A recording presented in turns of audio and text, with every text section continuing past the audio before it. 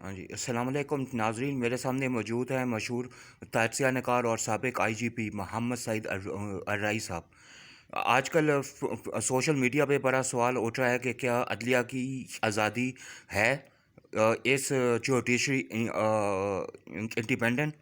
تو آئیے ان سے پوچھتے ہیں۔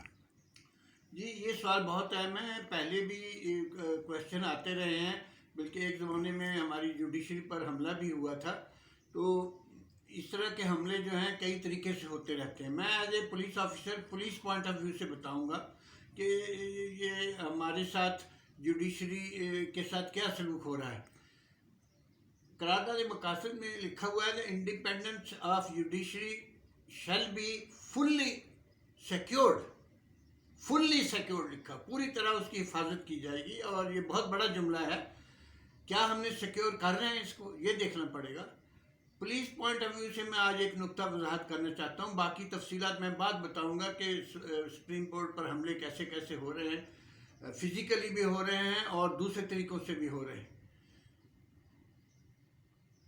میں جرائم کے بارے میں یہ بتانا چاہتا ہوں کہ جب کوئی جرم ہو جاتا ہے تو وہ اس وقت تک بہت ساری چیزیں سیاسی اور عوامی چل رہی ہوتی ہیں، لیکن جب ایف آئی آر درج ہو جاتی ہے تو یہ ہم جوڈیشری کے ڈومین میں آ جاتے ہیں، کیونکہ اس کے بعد اس کی ضمانتیں، کیس چالان، کیس ڈائریز اور کئی اور چیزیں جو ہیں وہ مختلف سٹیجز پر آتی ہیں، لوور کورٹس میں، پھر ہائی کورٹ میں، بلکہ ضمانت کے چکروں میں بھی اوپر تک جاتے ہیں۔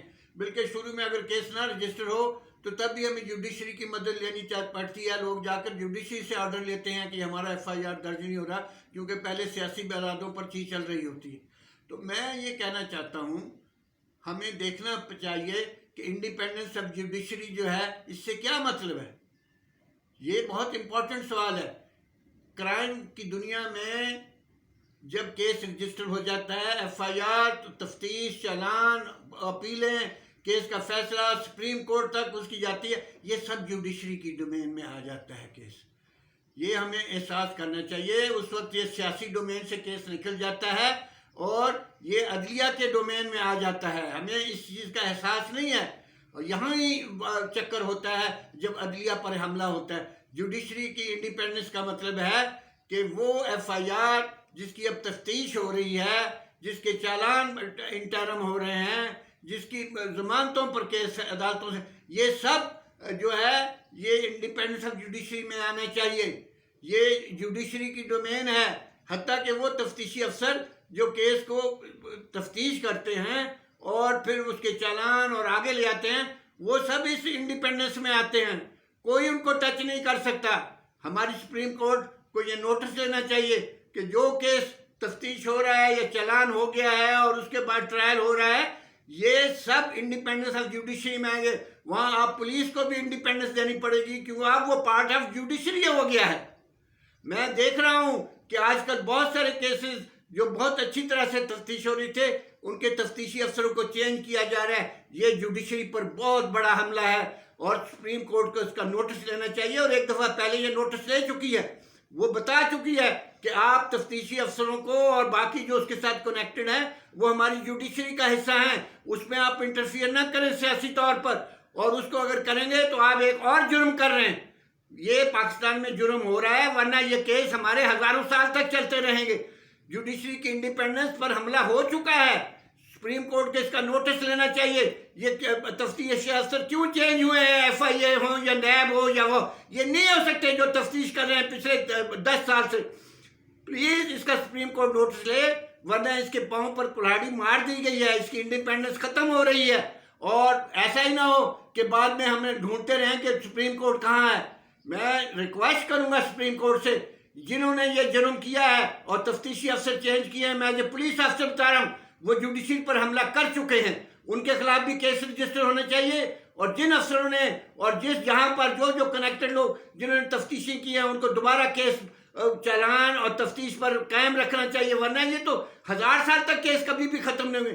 یہ سیاسی انٹرفیئرنس بھی ہے، یہ ایک سیلف علیحدہ جرم ہے۔ کیا سپریم کورٹ اس پر ایکشن لے گی؟ میں سپریم کورٹ کو فلی سیکیورڈ دیکھنا چاہتا ہوں، باقی چیز میں بعد میں ڈسکس کروں گا۔ میں ایز اے پولیس آفیسر بتا رہا ہوں کیس ایف آئی آر جب آ جاتا ہے اور اخیر تک یہ جوڈیشری کا حصہ ہو جاتا ہے، وہ لوگ بھی جوڈیشری کے پارٹ ہو سکتے ہیں.